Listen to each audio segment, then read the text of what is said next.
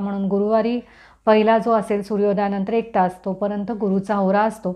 तर त्यावेळेला तुम्ही छान अंघोळ विंघोळ करून देवापुढे अंगठी वगैरे ठेवायची आहे, ती धारण करायची आहे.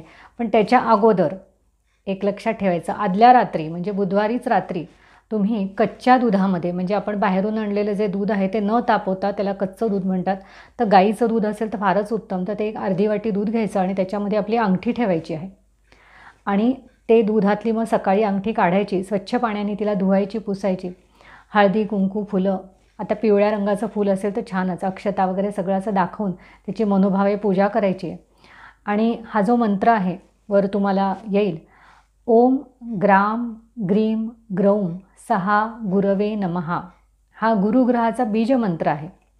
तर हा जो बीजमंत्र आहे तो किमान तुम्ही 1 माळ म्हणजे 108 वेळा तुम्ही म्हणला पाहिजे आणि मग तुम्ही अंगठी हातामध्ये घाला.